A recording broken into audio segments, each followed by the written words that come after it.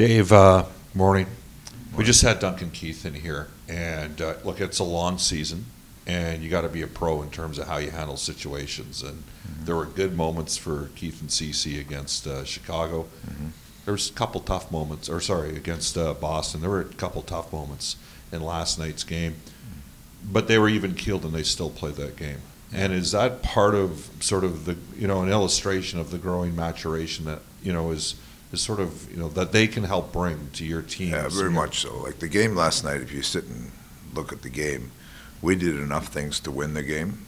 We go chance-wise, special teams-wise, did enough things to win. But that being said, when you make some of the mistakes we do and the timing of some of the mistakes, like the goal at the end of the second period, you put yourself at risk for a hot goaltender, maybe the puck not going in for you. So it's the mindset you have to stay with the game and try to take some of those key mistakes out.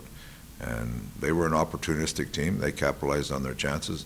That being said, the chances they got were really good chances. So it's that's the frustrating part, but you have to move on. You recognize that, and you learn from it, and we got a big game tomorrow night. This is going to be a different type of challenge against St. Louis, with all due respect to Buffalo. I mean, they're considerable. Yeah, Buffalo's a young team that's playing hard. They've got, right. He's got them playing with good structure, but they're a team that's just every night they're trying to get better. They're playing a team above them in the standings. They have nothing to lose. They're going to try to just do what they can to win. St. Louis is a top team. You got to accept that challenge and come in and know you're going to be in a really tough game, and hopefully our guys, I think they will recognize that, and it'll be a very good game. You gave Tyson Barrie some minutes with Duncan Keith as you were chasing, you're down by a goal. Yeah. You revert back to Keith and CC together, or is that a game? You mentioned before it's game situation with Barrie. Yeah, it's game. Keith and CC have been pretty strong. When we did that a couple times, and getting down in games has it's not a recipe for success, but we feel like we have some people, when we do chase the game, we can make a couple adjustments and give ourselves a chance to get back in it. Unfortunately, we couldn't last night. Is Ryan McLeod starting to gain some traction? A little bit. We'd like to see him. He skates and he carries the puck well, but there's some areas where you can still get closer to it and try to make a few more things happen in a game. But he's around it. We'll just have to keep working with him. Dave, Tim Tebow, whenever he's on ESPN, talks about championship habits. A guy who has 3 championships on your club is Duncan Keith. Yeah. Can you talk about some of those championship habits that Duncan Keith may portray, even off the ice, maybe little things that he does with his teammates? Well, first of all, it's individual preparation for him. The other players see how he prepares mentally, physically for a game. Those are things that you can, players take notice of that when he has the resume he has. And he goes and he's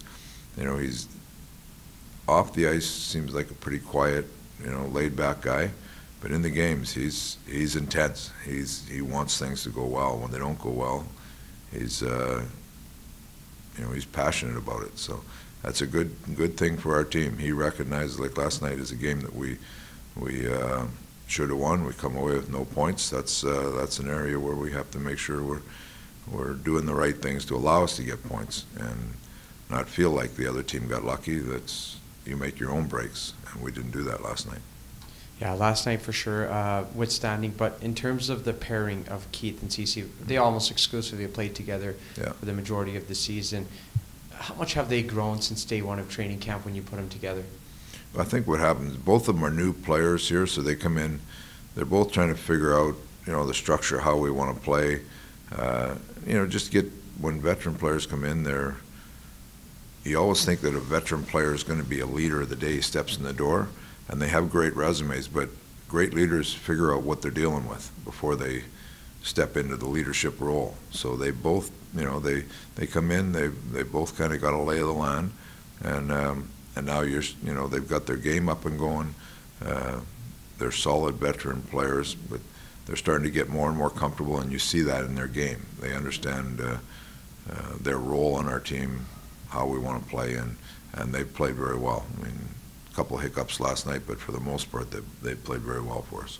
In your experience around the game, when you're dealing with players who are constantly signing one-year contracts in new clubs, for CC in particular, it's fourth team in 4 years, and now he has a 4-year contract at hand, how much do you think that provides a sense of comfort and allows him to actually focus in on what he needs to do?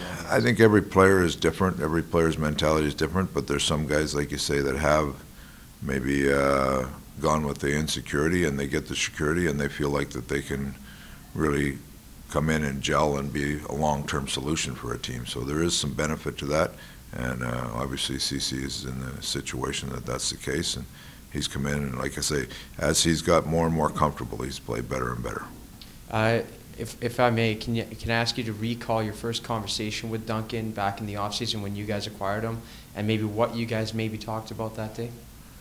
Oh, we If you can recall. just you know, the excitement. He was looking for a new opportunity. We were, you know, the resume he brings and the credibility he has and his play. I was very excited. We talked about that a little bit, and talked a little bit about our personnel, how where our team was at.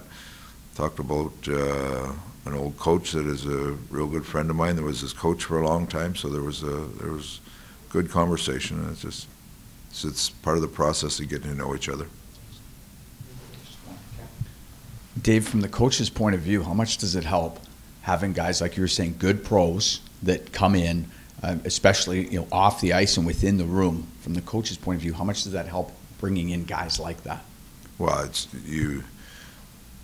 anytime you can add people like that to your leadership group, the veterans that have been there before, one of the key aspects, I think, of championship teams is the coaching staff has a plan, and you have your message in there, but the message in the room is a very important message. So within those walls of that room, those players have to be on the same page. And when you have veteran players who have been through trials and tribulations of getting to be a top team, there's a message in there that resonates with a lot of players. So it's the message in the room is very important, and players like that are usually the messages in the right direction.